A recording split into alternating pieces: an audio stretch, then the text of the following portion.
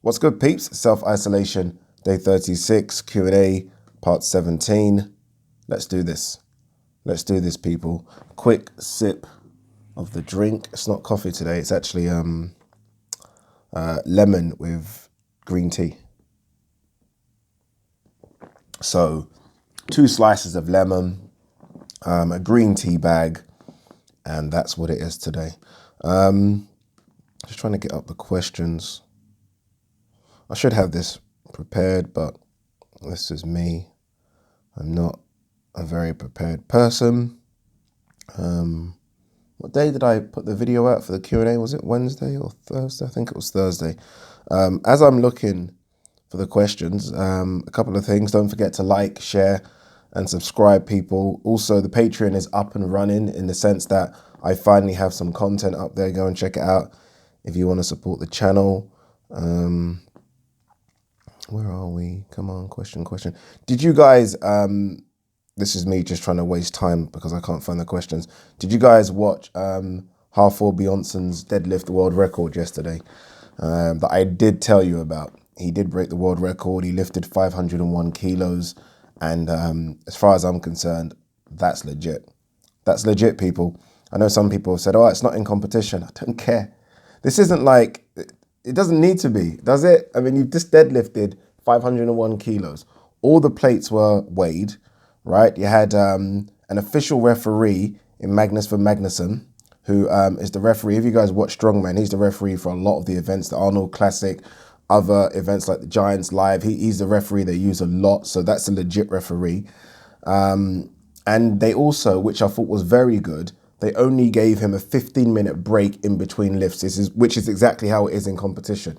In fact, if I'm honest with you, I think it's more difficult, to do it out of competition than in competition, right? I can imagine in competition, the adrenaline trying to compete with your fellow competitors is a lot.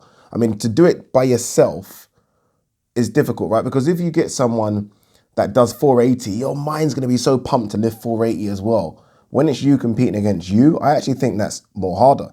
Like, I've trained in the gym by myself. Sorry, we are going to start the Q&A in a second. I've trained in the gym by myself, lifting weights. I've trained with a couple more people, and that little competition, that little rivalry does push me to go a few kilos more. So I think it's actually harder when you're doing it yourself with no one pushing you. That's just what I think. Final thing, this might be of use to some people. A lot of people have been talking about Gangs of London, a new TV series that's being shown live on Sky. If you do not have Sky, you can download Now TV.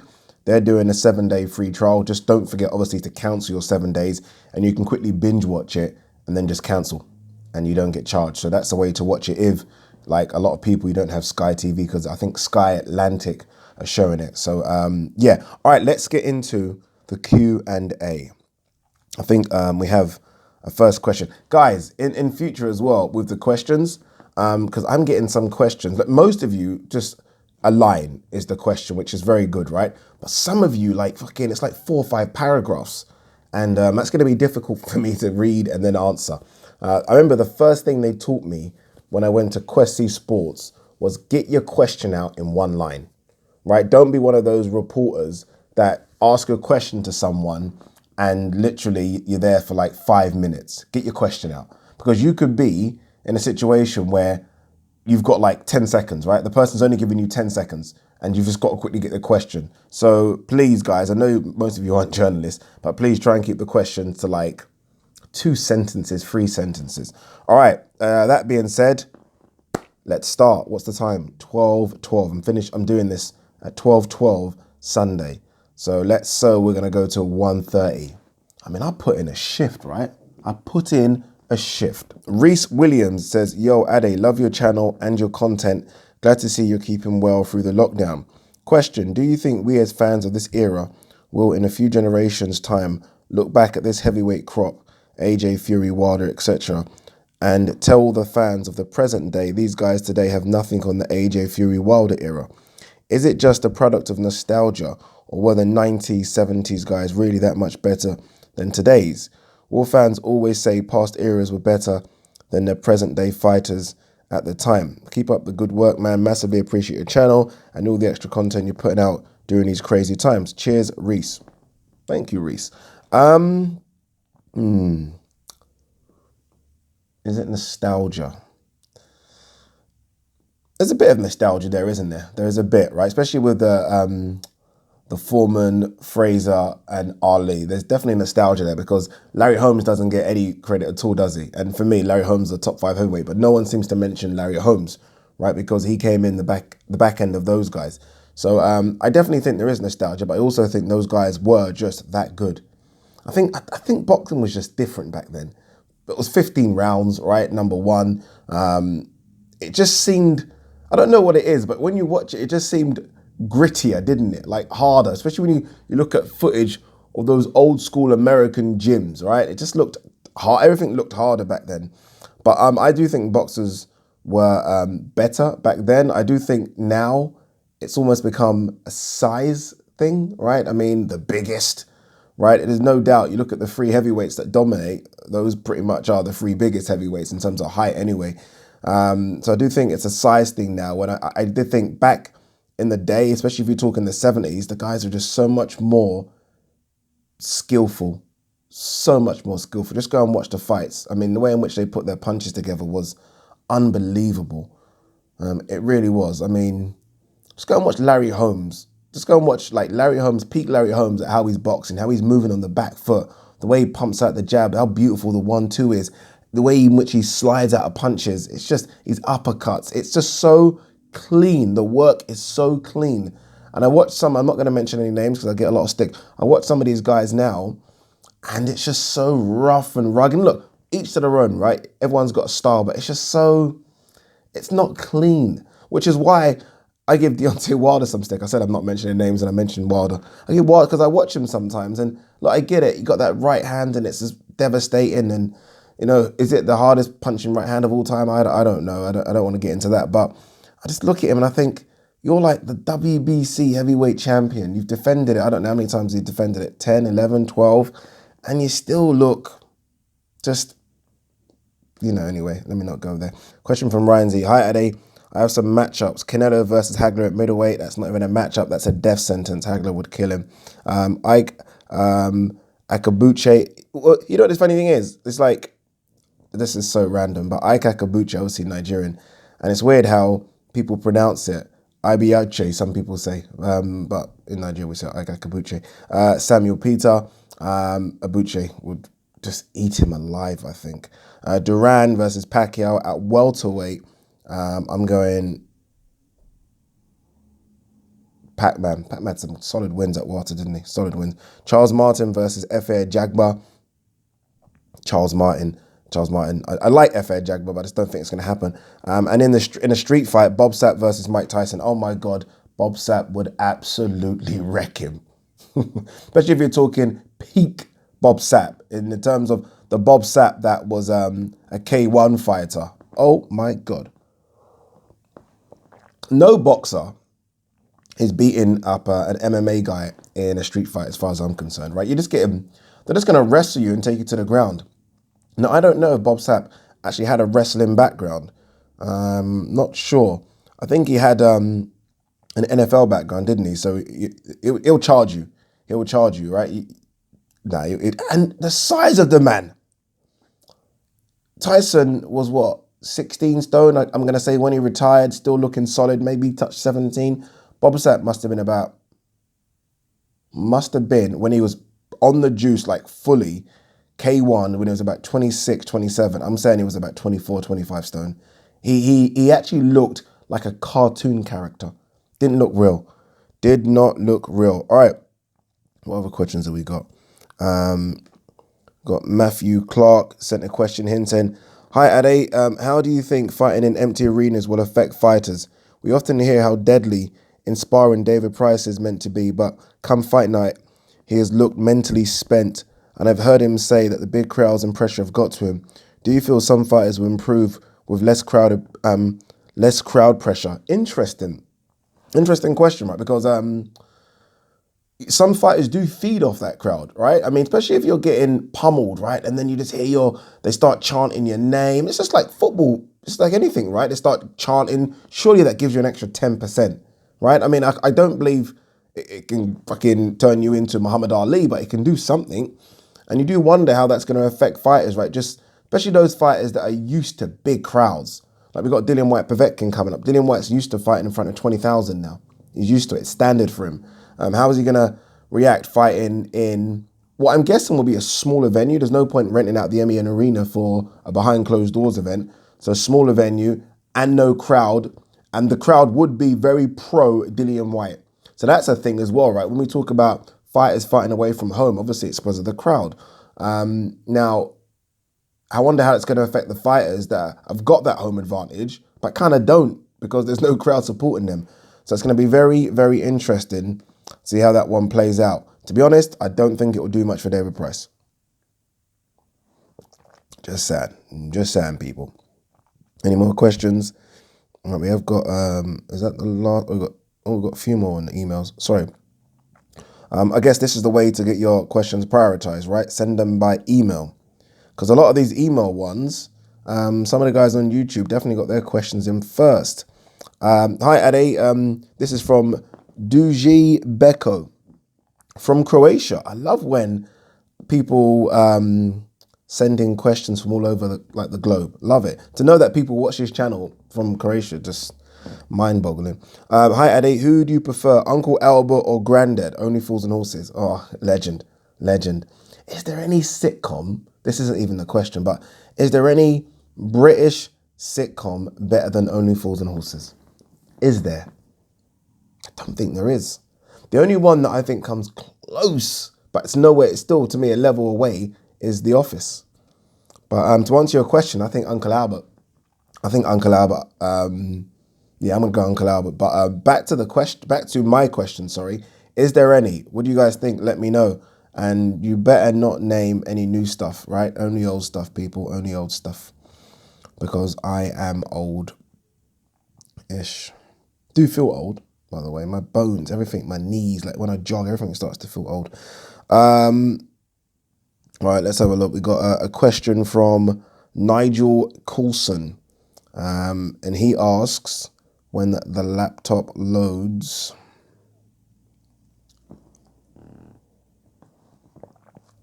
Hi, Ade. Looking at the current crop of Team GB boxers, which promoter do you think they will sign for, and who do you think is the best? I actually covered this, the GB boxing for Sky Sports at the Copper Box. Just, I guess they use me because I'm only walking distance, right? I don't want to think that's the reason, but who knows? Before it got canned, so I was there literally for 2 days. By the way, this Team GB, they think is the best Team GB since the 1992 Olympics. Now that Team GB that went to Barcelona, everyone qualified within their weight category. Obviously there's more weight categories now, plus female boxing has been added in, but they think every single Team GB member will actually get through to the Olympics. Now, to answer your question, who do I think is the best? I think Luke McCormack is probably the best. I was watching him in the lead up just to do a bit of prep for the job, and he seems to be the best. I think everyone thinks he's the best. But this is going to be a problem for a lot of these Team GB members. A lot of these guys would have had 2020 in their plan, right? Do the Olympics 2020, which would have been in 2 months' time, and then turn pro. Now, a lot of them, the idea of staying amateur for another year now, it's tough. I mean, you look at people like Fraser Clark, who is 28, I believe.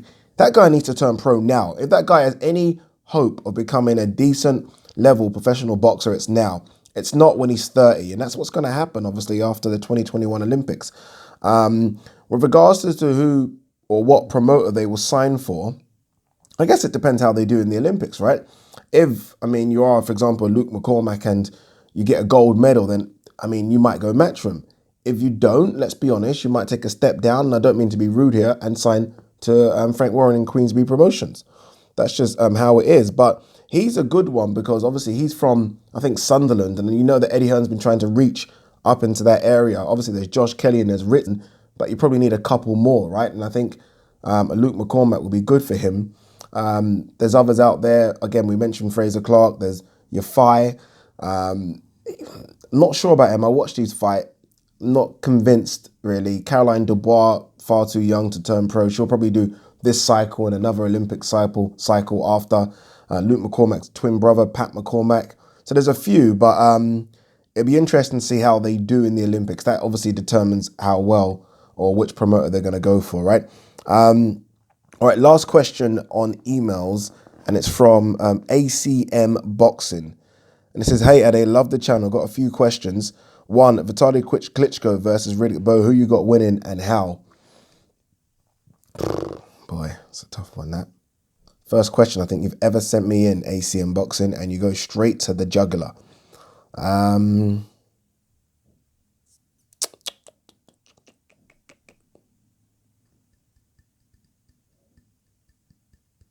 don't know.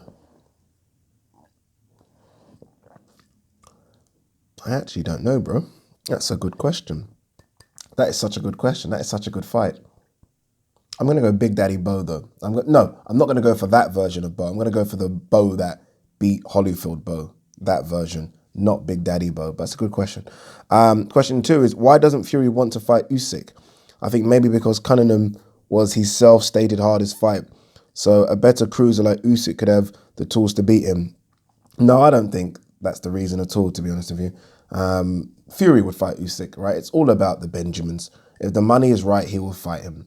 Fury is a fighting man. I am not even discrediting or saying he can't beat anyone anymore. I've done that twice and he's embarrassed me twice. Fury is the man. I think it just comes down to the Benjamins. Is it a big money fight?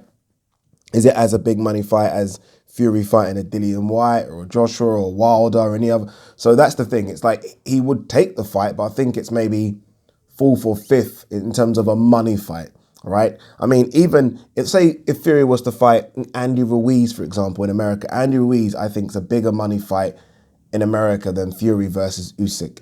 So there's a few people above Usyk first. So it's not that Fury's scared to fight him. It's just a case of pay me the most money, and Usyk doesn't do that. Number 3, does Wilder retire if he loses to Fury again? Depends how. Right, if it's a great fight and it goes to points, probably not. If he gets stopped like kind of last time or the towel comes in, probably. Wilder's what, 34? And that'll be a good little payoff, right? He's probably going to get 20 million, maybe around that for the Fury trilogy whenever it happens. So he might, but I think it depends how he loses. So very dependent on that. Last question is, who next for Dave Allen? Don't know. You know what? I wouldn't mind.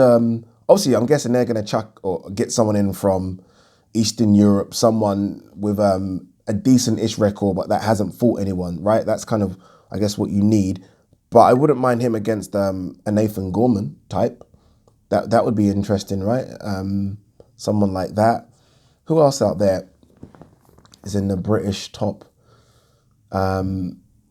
You wouldn't do him against someone like a Wardley. Is that his name, Wardley? I think I'm saying his name correct. Dillian White's protege. You wouldn't do that, right? You wouldn't do him against someone coming up. You almost want someone that is a name, but maybe not as much of a risk. So I think Nathan Gorman, that's a boxing match rather than getting hit in the head hard, if that makes any sense. All right, so that's the last of the emails, I think.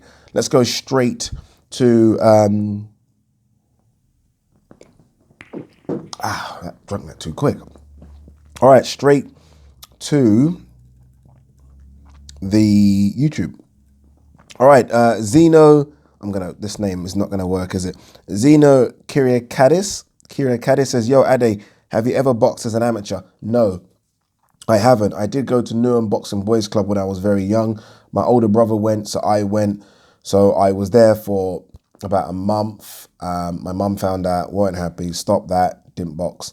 And I'm kind of, looking back, I'm kind of happy I didn't. I wasn't built for boxing, right? It's weird because I talk about it, I diss some fighters, I granted I do all that crap, but it's not for me. What these boxers put their bodies through, I'm happy I kind of swerved that and done football and athletics as a kid. Boxing wasn't for me. Leah Petter Williams says, do you think Wilder will be out of his prime by the time he fights AJ, age-wise? Interesting question, right? Because you look at Wilder and you forget that Wilder is 34. How old is Wilder? Let's have a quick check. Sorry, people. I want to get this right. How old is Deontay Wilder? 34, 35 in October. Interesting, right? He doesn't look it, does he? Like Wilder looks in good nick still, boy.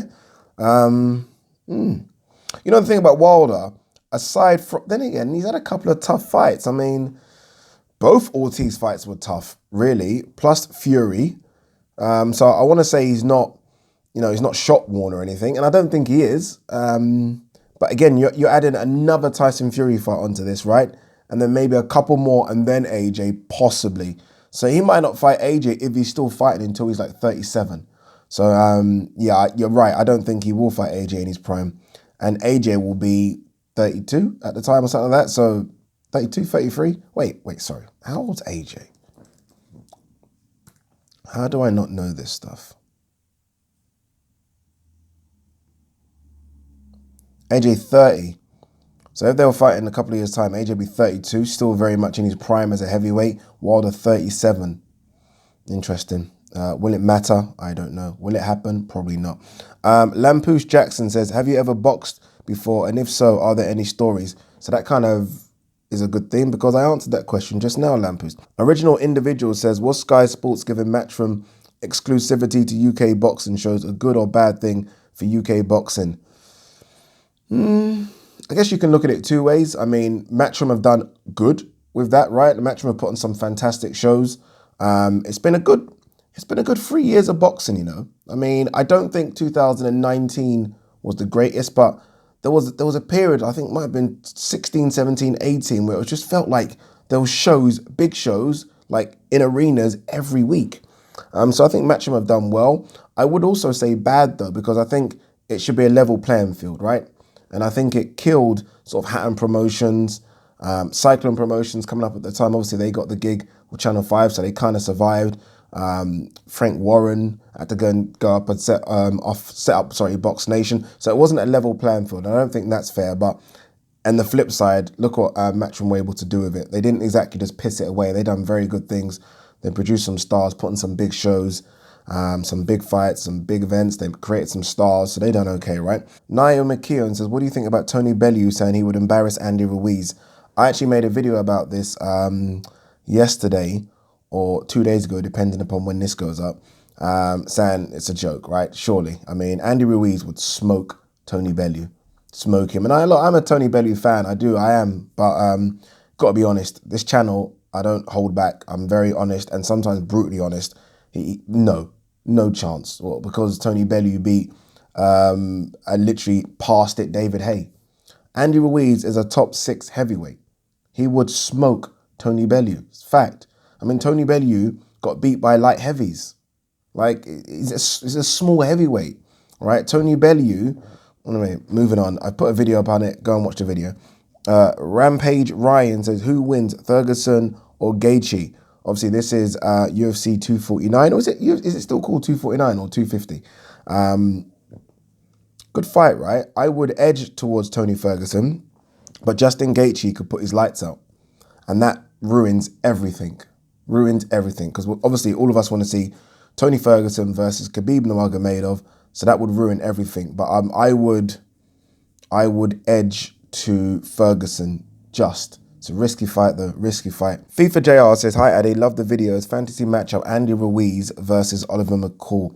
What a random matchup, dude. I've never seen that as a fantasy matchup ever. You usually get, like, there's no doubt on this Q&A, someone's going to ask me, Andre Ward versus Joe Calzaghe. That's the one we get. Or Lennox Lewis versus Riddick Bowe. Or Mike Tyson versus Muhammad Ali. No doubt we will see one of those in there. But this one, I've never seen in my life. It's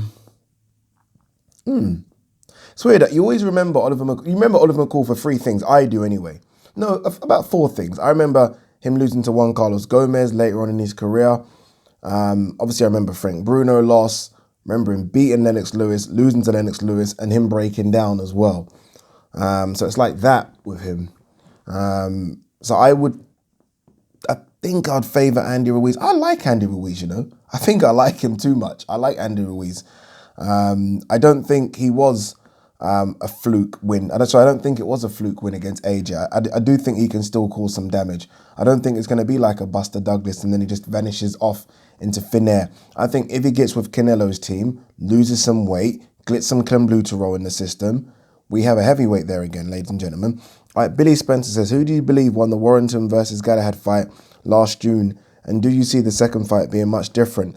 At the time, I think I maybe edged it to Galahad, but no robbery, right? No, I'm not going to scream robbery at all. It could have gone either way. It was just a boring fight. And it was a shame because obviously the last two Warrington defenses, or the win and defense before that, Selby win and Frampton defense, were just electric, right? But Galahad made it into a boxing match rather than a brawl, and Warrington likes to brawl. That fight alone showed me, I think, that Shakur Stevenson will beat Warrington, because it shows that if you just stand off and box Warrington, you can kind of pick him apart. I think that the fight, if they were to fight again, would be exactly the same, and it'll be a toss-up again. They have a style that actually isn't a fun style to watch when they match up. But yeah, I gave it to Galahad but no robbery. Ben Donovan says, Eddie Hearn said he wouldn't want to use a small hall or a studio to stage behind closed doors fights. I think he will use a mansion or do a rooftop fight to be different. Any ideas where he would stage them? A mansion? You really think you really think, Ben Donovan, that he would use a mansion or a rooftop? I don't know. For me, I've always said, like, if you're going to do behind closed doors, just do York Hall, Bethnal Green. It's an iconic venue. It's a small venue. So yeah, I mean, it's got to be a small venue, surely, right? There's got to be a ring walk. That's why when you said sort of mansion or rooftop, I kind of like, there's got to be a ring walk. It's got to have all those things, all those elements. So I think it's probably going to be York Hall, Bethnal Green, but we'll see. Malnourished Matty says, looking to potentially move to London. Any tips on cheaper areas and good websites to use? I don't know about websites, but in terms of cheaper areas, this is London, bro. This is London. London is super expensive. Like, super expensive. Yeah, I don't even know. Like, I used to, like, where I am in Stratford, this was considered quite cheap. There's now apartments in Stratford, stone's throw away from my house, that are renting that you could buy it for $1 million. Stratford.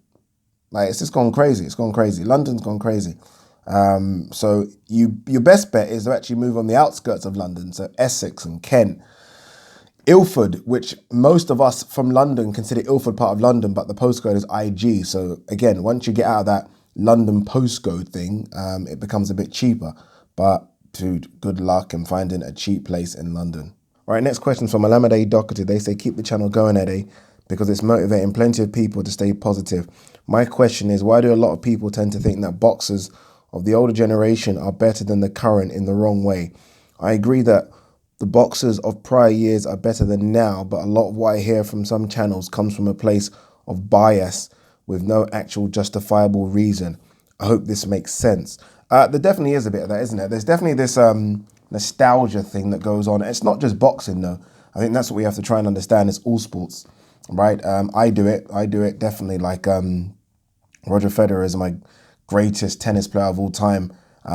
In my eyes, Novak Djokovic is probably going to break his Grand Slam record, but still Roger Federer is the greatest. So it's like that, if I'm honest with you. But I do think with boxing, I think we do think, or maybe we believe that back in the day, it was harder to get to those world title shots. I think we kind of know now it's not that difficult, right? And the way in which the sanctioning bodies kind of elevate people, the way in which we have all these belts that we never had before, right? These international belts, these regular belts, these continental belts. Oh, continental belts was kind of there. But all these kind of belts that can push you up in rankings, right? WBO European champion. So I think it was harder to get a world title fight, and you had to almost go through murderer's row back then to get it. Now, you can almost fight a nobody.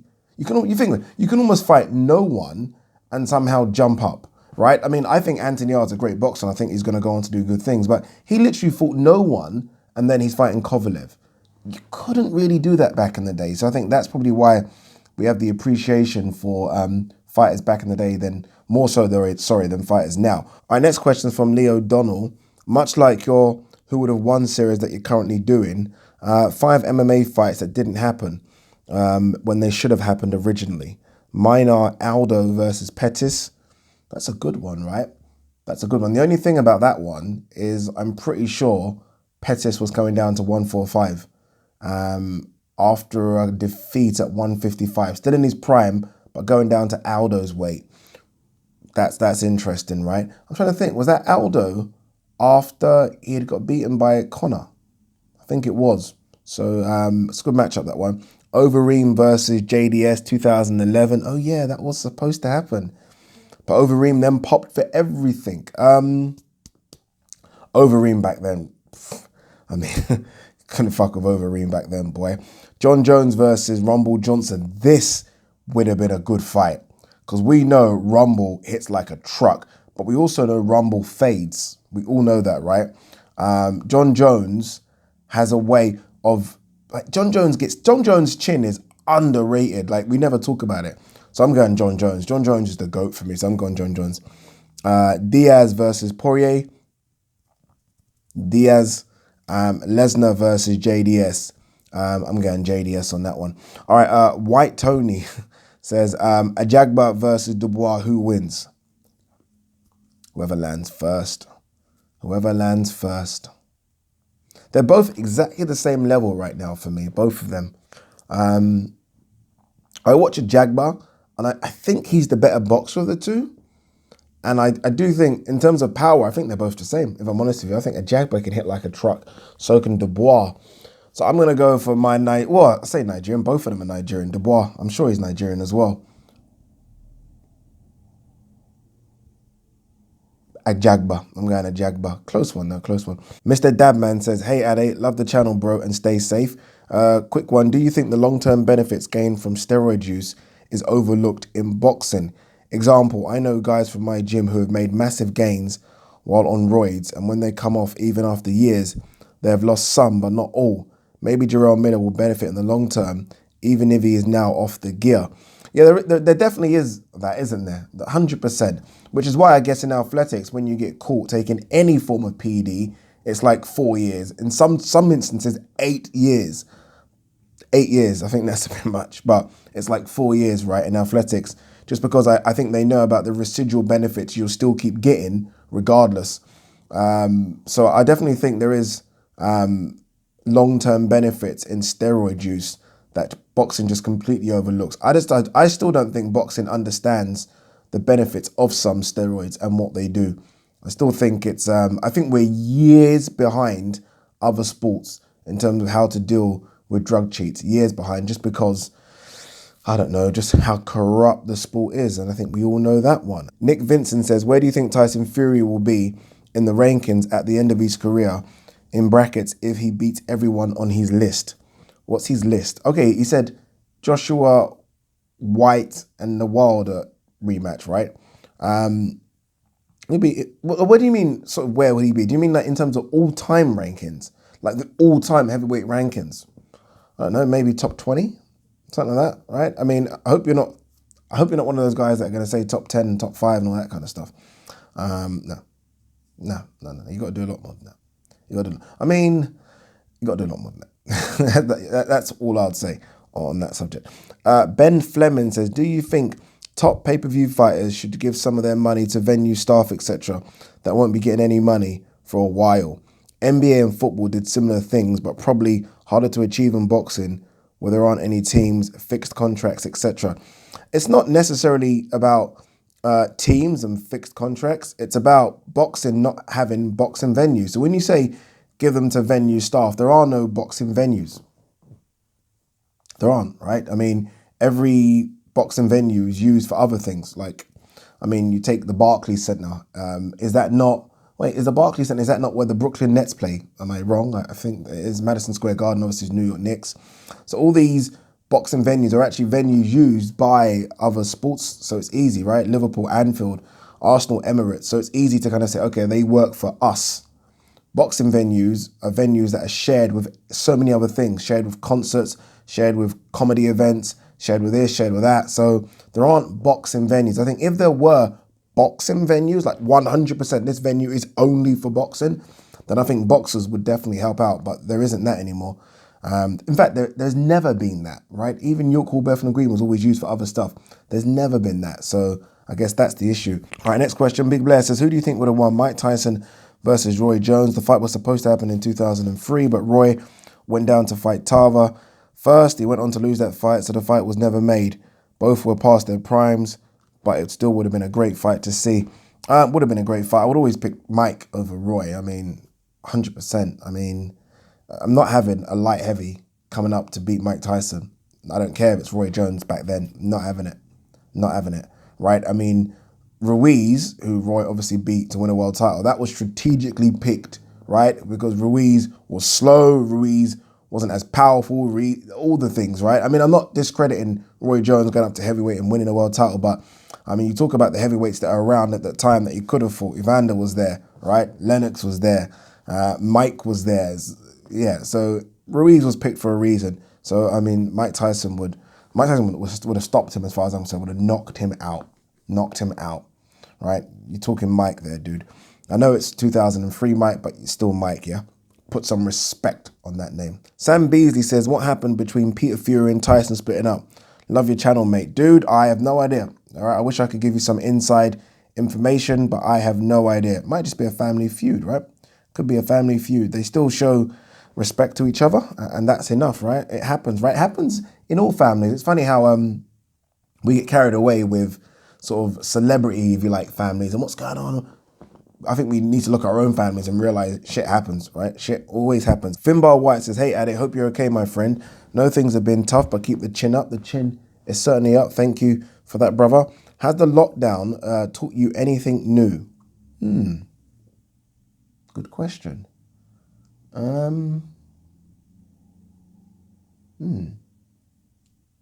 don't know. I think it's made me feel like the things that we think we desperately need, we don't desperately need, if that makes any sense. Like, I've actually been just content with waking up, doing a couple of videos, going for a jog, watching some Netflix, cooking. I've actually been content with it. Don't get me wrong, I do miss the odd going out for a drink with some friends, going to the gym. But the way in which I thought I would miss those things, it's not actually true. It's not actually true. So I think it's taught me that the things I thought I desperately needed in my life, I don't actually desperately need them. I don't. And he asked another question, and do you think the Premier League season will be scrapped like the French League? Absolutely not. It better not be. It better not be. Look, you know what it is? Like, if it was a close race and Liverpool were ahead by 5 points, right? And like that, so you know it's going to go all the way to the end of the season. Like the season before with City and Liverpool, you know it's going to go to the final game. Fair dues, scrap it. I'm happy with that, scrap it. Even if we were 5 points, we're fucking 20-something points ahead. We need 2 games to win. I'm sorry, no, it can't be scrapped. Far too much money in it, far too much money. There will be legal ramifications everywhere, dude. All right, Hussein Mohsen says, what's your opinion in having a super heavyweight division, as Max Kellerman said? Who has the best nickname in boxing ever, in your opinion, and predictions for UFC 250? I don't actually have up UFC 250, so in fact, I could get the card up for you, actually. Let's have a look. UFC 250 card. As I'm finding this card, with regards to a super heavyweight division, nah. I mean, come on, no. Actually, do you mean UFC 249? I think it's still called UFC 249 card. Let's have a quick look. Super heavyweight division, nah. Haven't we got enough divisions? What we do need, talking about divisions, we need a division between light, heavy, and cruiser. Like, the jump's too big.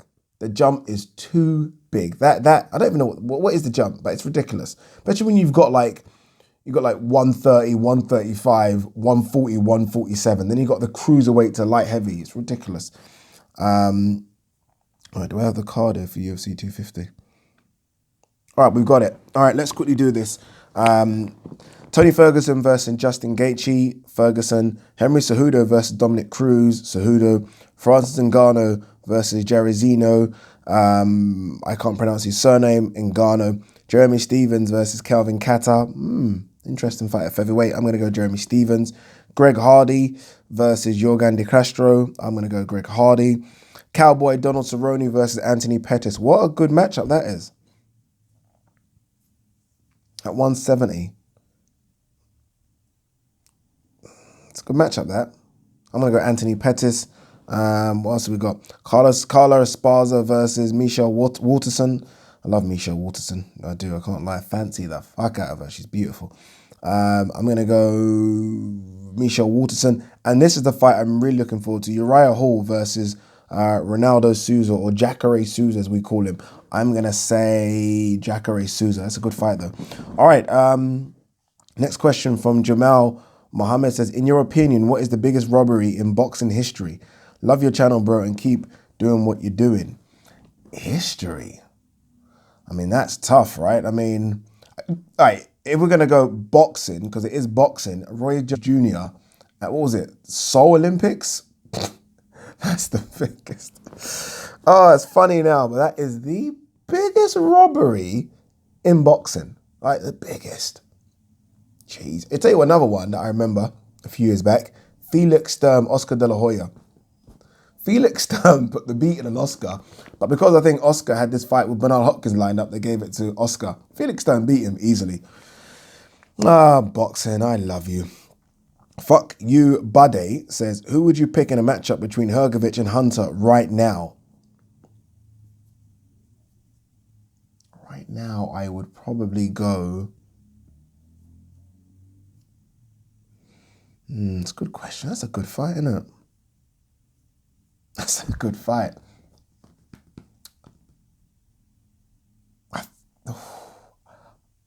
Heart says Hunter, head says Hrgovic. Make of that what you want.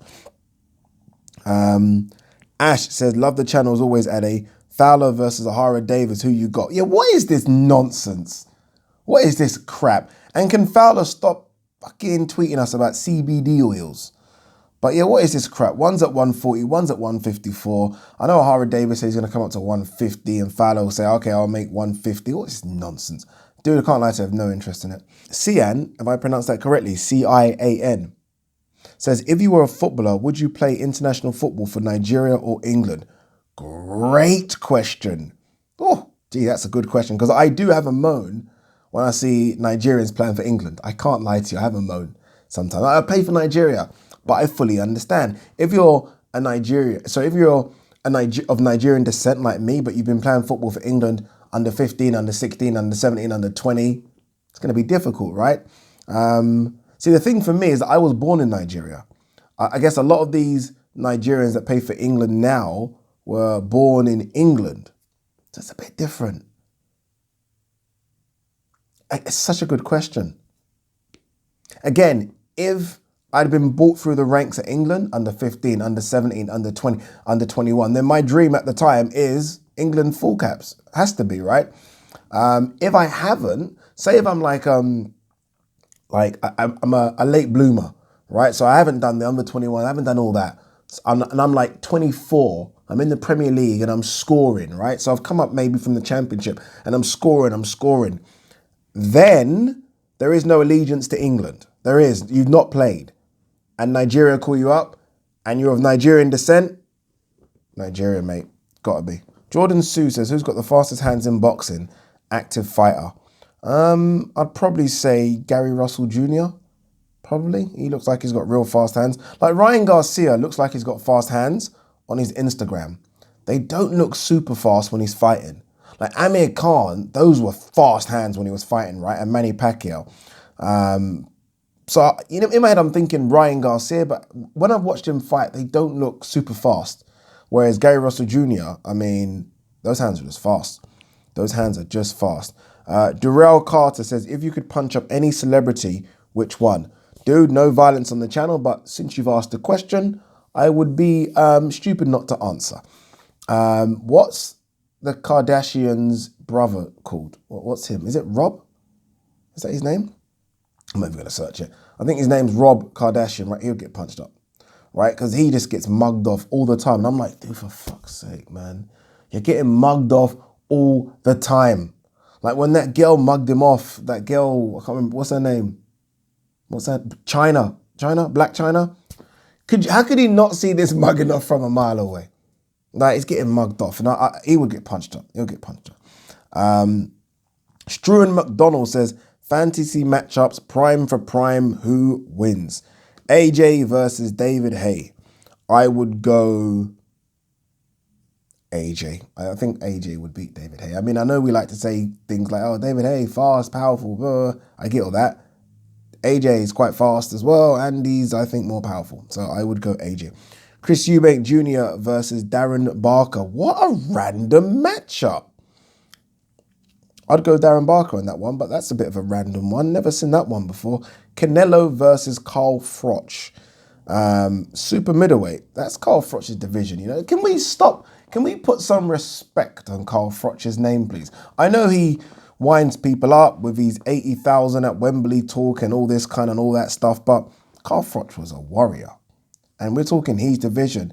Canelo started his career at welterweight. I'm just not having a welterweight going up to Carl Froch's division and beating him. It's not having it. So I'm going Carl Froch. Berta Beer versus Chad Dawson. Super bad Dawson. When you think of careers, or to think of people that didn't have the careers I thought they were going to have, Chad Dawson's that guy. I thought Chad Dawson was going to be a light heavyweight king for so long. Just didn't happen. So I am going to go with... I'm still going to go Chad Dawson. Maybe it's just nostalgia. I don't know. Guillermo Rigondeaux versus Ricardo Lopez. I mean, you got... Dude, I can't lie to you. I do appreciate your matchups here. I do. Guys, can we learn from Struan McDonald and chuck me some matchups like these ones? These ones are very interesting, right? I would go Rigondeaux. Rigondeaux, again, another career where just couldn't get the fights, jumped up a couple of weight classes to fight Loma. I think he's forever going to be remembered for that Loma. And people have to remember he jumped up 2 weight classes and got beat by Loma or quit or whatever, I don't know. But there was a period where he was the most feared fighter on the planet.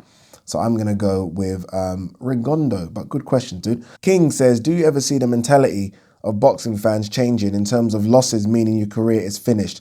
Similar to MMA, where a loss isn't the end of the world. Oh, I fucking hope so. Because it is annoying, right? I mean, it really is. I mean, in MMA, you can lose. It's acceptable. You can lose and you can come back. And you can come back immediately, right? You look at Cowboy Cerrone, for example. Lost, some people might say, quite embarrassingly to Conor McGregor. He's fighting next weekend. You can. It's like, I think it's the Floyd thing. And I think the thing is, it's not got into the mentality of just boxing fans. It's got into the mentality of boxers, right? I mean, hence why boxers are scared to fight. They're scared to lose their O, right? So I think once boxers get away from it, I think it will kind of trickle down to boxing fans. But it was definitely a Floyd thing, wasn't it? That O was like everything, right? And he made it such a big thing. And I think he has Floyd has single-handedly caused that problem. Because you look at all the greatest boxers, and I'm not including Rocky Marciano in this, they've all lost. No problem. All have been knocked down. All have been knocked out. It's okay. But Floyd just ruined it for everyone. Han Azam says, hi Ade, how you doing? My question is, whose career has been mismanaged the most, Callum Smith or Kell Brook? Thank you for reading this out, sir. No problem, my man. That's a good question. I would have to say, so far, difficult question actually, you know. Mismanaged the most. Because I mean, we look at like mismanagement, they look at it as get paid, right? I mean, Callum Smith got paid millions for that World Boxing Super Series final. Still got paid. Hasn't had the fight so far that he wanted, but he's recognised as the ring #1. He's a champion. Kell Brook, mismanaged. It's got to be Kell, innit? It's got to be Kell. Let's stop the bullshit, Ade. It's got to be Kell. Why am I pretending? Why am I trying to elongate this answer? It's Kell Brook. Kell Brook was top 2, maybe top 3 welterweight in the world.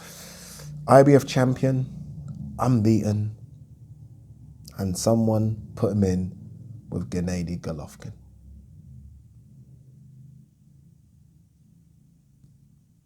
Someone said, you know what? Go up 2 weight classes and fight the guy that no other middle, in fact, no other super middle wants to fight. Because it's the only fight we can get you and it's good money. And Kel said, you know what? Yes. At that point, someone should be holding him back saying, what the fuck do you think you're doing? What the fuck do you think you're doing, Kel? But everyone was like, no, go ahead. Because everyone wanted a piece of the pie, right? Managers get a bit of money, promoter gets a bit of money, sponsors, everyone eats. Everyone's eating. And that was the end of that. And then, no, wait. Orbital bone is broken. You got to 160, right? We all know Kel's a big 147. What do? You boil yourself down to 147. Did you not learn from Roy Jones fighting Antonio Tarver? When you boil yourself down, you're dead.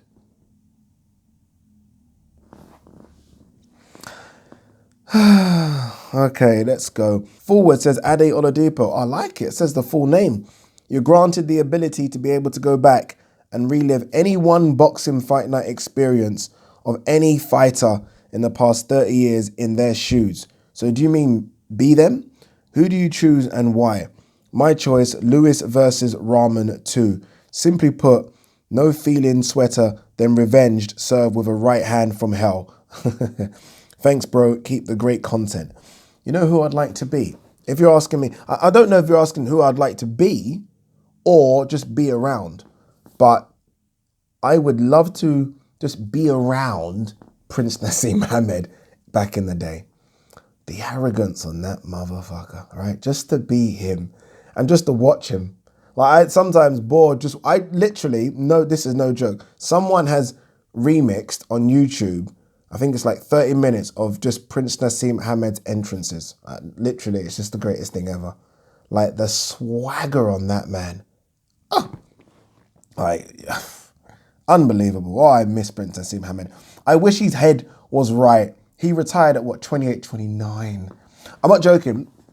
For like 5 years, 6 years after, I was praying to God he would come back. It was like when Tupac died and I was so sure he wasn't dead. For like 10 years, I was like, please let him not be dead. There was articles saying he faked his death. There was this. There was, if you listen to the song words correctly, he's saying he's still alive. How is that in any relation to your question? I don't know. Apologies. Cameron Khan says, if you could arrange a dream fight, which two boxers would you choose to watch with a cup of coffee? Oh, that's such a great question, dude. Oh, a cup of coffee as well. Okay, I get it. I wouldn't mind seeing Loma versus Pac-Man at 135, you know. Loma versus Pacquiao at 135. What the hell is happening there? Seriously, what the hell is going to happen there? That would be a good one. Even at 130. Take it at 130. Because Pac-Man's small. I mean, Loma must be the same size as Pac-Man, right? I mean, Pac-Man, I know to this day can make 140, right? It's just that he's old. But that would be a great fight. Nick Campbell says, Manny Pacquiao versus Tommy Hearns at 147. Tommy Hearns, yeah, just too long, too rangy, too punch power, too everything. 147, that's not even a fair fight, my man. Not even a fair fight. Fury fan says, who do you think would win in a fight between Anthony Joshua and Vitaly Klitschko? HBU says, Joe McClellan versus Michael Watson. Oh, McClellan. McClellan was a bad man. Michael Watson, great fighter, right? Great fighter. Such a shame what happened. But great fighter, but McClellan was one bad MF.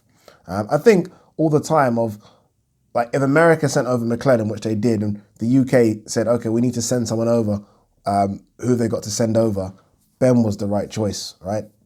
That is what you need. You need, literally, it's got to be like that. It's got to be mano. A boxer versus McClellan. McClellan's going to cut the ring off and hurt you. Whereas Ben, it's like, okay, let's do this. Let's have it. Let's have it. And that's what Ben did. Sad the way that ended up as well. It's weird. You got McClellan versus Watson and look how both fighters ended up. Crazy, right? Lawrence Mashonga says, why do you have such a high opinion on Luis Ortiz? Because even in his prime, Neither his amateur career nor professional career didn't communicate anything other than that he's just a good solid fighter like an Oscar Rivas.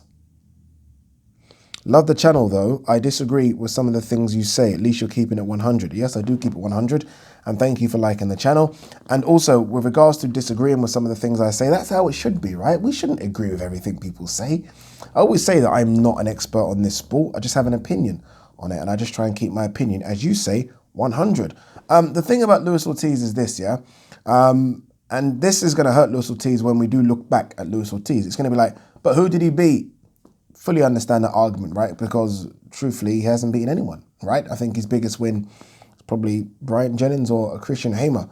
But I, like many other people, know that he could have beaten all those other guys, right? He could have, like, honestly, if he fought Pulev, he's beaten Pulev. If he fought Povetkin, he's beaten Povetkin. If he fought Dillian White back then, he's beaten Dillian White. If he fought Andy Ruiz back then, he's beaten Andy Ruiz. Sometimes it's not your fault if you don't get the fights. But I'm telling you now, Luis Ortiz would have smoked all those guys. I watched Luis Ortiz and he does things as a heavyweight, maybe not now because he's about 60, but he did things as a heavyweight that are quite difficult to do. And he's a southpaw and he can punch. He's got great foot movement, great head movement, good boxing IQ, just didn't get the fights. And when he did get them, like the Deontay Wilder fight, he was that close to getting Deontay Wilder out of there. That close. And then Deontay Wilder's power ended that. But look, do I think he could have beaten AJ? Possibly. Tyson Fury? No. Anyone else? Anyone else? Not mentioned Deontay Wilder and Tyson Fury. I think he's beaten. But again, he didn't get those fights. It's just how it works, right? Just how it works. But go and watch him. Just go and, you know what it is? You go and watch him. Go and watch his fights on YouTube and just watch what he does. That's it. Just watch what he does. So I think it's blasphemy that you would say he's just like an Oscar Rivas. Blasphemy, dude. That Lawrence Mashonga, I'm disappointed in you. Next, Manos Di Piedra says, how do you see Prime, Duran, Leonard, Hagler and Hearns getting on in the 2000s onwards with the lightweight, welterweight and middleweight divisions? Some good matchups for all of them. Some good matchups. Let's be honest, they're not running through everyone. They're simply not running through everyone. But, I mean, you're talking 4 greats there, so they would have hanged and it would have come through just because they are greats. And this is the thing about me. I think greats in any era can go to any era and hang. I'm not one of those people that will say they'll dominate or any era and hang. But, I mean, look at what's in this era. Roy Jones Jr. would be in there, middleweight. James Toney, there, middleweight. Bernard Hopkins, there, middleweight. Floyd is around, welterweight. Vasyl Lomachenko, lightweight. I mean, there's some fighters there, right? Pac-Man, anyway. So there's some fighters there that they've got to contend with, but they'll hang. Hardcore Boxing says, do people greatly exaggerate the terms no chin, glass jaw, chinny, etc. in today's boxing? Yep, they do. I mean, it's ridiculous, right? I mean, a guy could get wobbled in 2 out of 15 fights and, he's chinny. I mean, he got punched on the chin by someone hard. What's he supposed to be? He just got punched. Like, I don't know. I don't know how many street fights you've had, but I've had a couple of street fights where I've been punched and I wobbled. Ain't that what's supposed to happen? No. I think maybe it's because there are some guys out there that are considered like can take punches, like Gennady Golovkin. So anyone that doesn't take a punch like a Gennady Golovkin or a Canelo is chinny. And it's weird how we even think about this because, for example, AJ is called chinny, right? Some people actually say AJ is chinny. I don't believe that at all, by the way. I just think this is the heavyweight division. You get hit by a heavyweight of 250 pounds, it's going to hurt, right? Your legs are going to wobble a bit. And then you got someone like Tyson Fury, who we don't necessarily think of as chinny. But Tyson Fury's been down a few times, right? So it's weird. I think once someone kind of gets that phrase or tag put on them, it's impossible to get rid of. And there's some people, for example, like a Tyson Fury, who's never had that tag, will never get it. Very, very weird. Because I remember Tyson Fury going down a few times early in his career, right? By some unknown fighters. But again, doesn't get labeled chinny. Airtime 14 says, hey, Addy, what do you think About James Toney at heavyweight against Deontay Wilder. I think it'd have been too slick for Wilder. All the best from Germany. Obviously, he beat Evander Holyfield, didn't he? I know it was a faded Holyfield, but he beat Holyfield at heavyweight. Did he not beat Ruiz as well? Did James Toney not? He had a couple of good wins at heavy, right? I was going to check, but I'm just too tired to check now. I think he would be too slick for Wilder as well, but maybe because I'm a big James Toney fan. The fact is, that's a middleweight coming up. But then again, it's not like Deontay Wilder's the biggest heavyweight. Big in terms of height, but in terms of weight, isn't the biggest. Would James Toney be able to get under that reach, right? Interesting. I will say this though, if Wilder hits him, see ya. Although James Toney, I think, let me have a quick look at his box record. I'm sure he's only been knocked out once, or maybe even never. Let's have a look. Sorry, I know there's obviously losses there. How many knockouts? 0. 10 losses, 0 knockouts. So that's me. That means that guy's a chin, right? I just talked about chinny, but you know what I mean. Has a chin. So interesting fight now. Interesting fight. All right, next question from Leo O'Brien. The countdown has begun, guys. Last few questions. Ade, first time I've got a question in a long time. My question is, do you think that social media have made the females picky and arrogant these days? I'm not trying to start anything, but I've had that opinion for a while. When you say picky, do you mean picky in terms of like partners, in terms of guys they like? Because I mean, I'm all right. I'm doing all right, homie. So I don't know. In terms of arrogance, no, I think it's giving them a voice, and I think that's fair. And I'm being very honest when I say this. I think that's fair. We do live in a very male-dominated world, and right, and the females finally can start talking and speaking out, right? So I don't think it's a bad thing. I think we're just not used to it. I don't know how old you are, Leo O'Brien, but I think we are just of a generation, and especially imagine we think it's bad. Can you imagine what the generation before us, so the guys in the 50s and 60s think, where females didn't really talk back? So no, I just think it's all fair in love and war, right? They've now got a voice. Let them use it. All right, last few questions. Let's run through some very quickly. Ian Charles says, top 5 all-time British fighters. I'll give you my favourites. I don't know if this is necessarily in order in terms of the best, but Prince Nassim, everyone knows, Nigel Benn, Joe Calzaghe, Ricky Hatton, and who growing up? I'm trying to think growing up. Who else? I'm stuck on 4. Why am I stuck on 4? Lennox Lewis, maybe? Lennox Lewis. I mean, I could chuck in a Carl Froch, but Lennox Lewis. I know people probably expected me to say AJ. See, I'm not just biased like that. You know, I'm not. All right, next question. I feel so bad. I'm trying to find questions that are not too long so I can read them out quickly. Jay says, hey, Addy, what do you think about Prime Roy Jones Jr. versus Prime Michael Spinks? Interesting question. I'll go Prime Roy. That was when Roy was still Superman, right? David Oloye there says, hi, Addy. My question is, what is your educational background? Like, did you go to university? If so, what course did you study? What was your path from leaving school in general? Thank you. Love your videos. Dude, I didn't. I literally flunked in college. I done A-levels in accounts, IT, and economics and failed everything. Didn't go to uni. Didn't do anything like that. So my studying, you could probably say my studying ended at school. Yeah, I know, I'm smart. I still sound very articulate and smart though, don't I? Education Pays says, it's Ramadan. Have you ever tried fasting? Yeah, a lot of times. I come from a very religious family. My mum is super religious. So she would always kind of tell me to fast and pray on things that I need or want. Like for her, fasting is, it's not just, it's a way to push yourself as well mentally. So I always do it.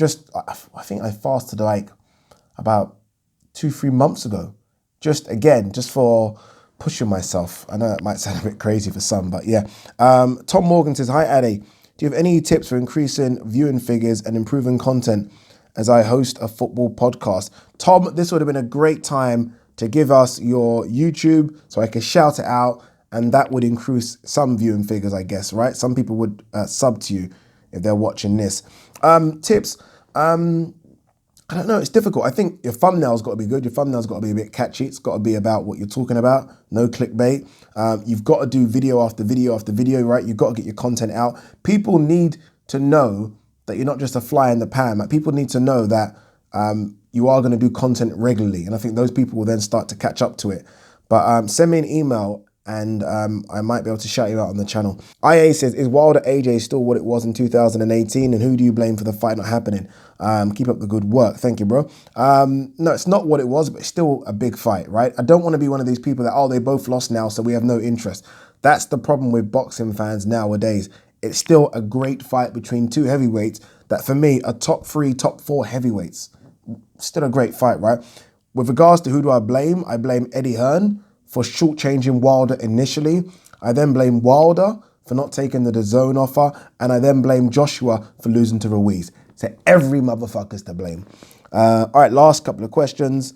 Is Callum Smith, sorry, this is from Jaroslaw Kisilinski. Is Callum Smith really the weakest super middleweight champion in comparison with the other 3 champs? No, not at all, not at all, no. As much as I think, like, who's there? So there's Benavidez, there's Caleb Plant, and there's Billy Joe Saunders. I would probably say Billy, right? Billy beat Shefa Isufu for his belt. I mean, the others at least have beaten guys for their belt. So I'd say Billy Joe Saunders for now.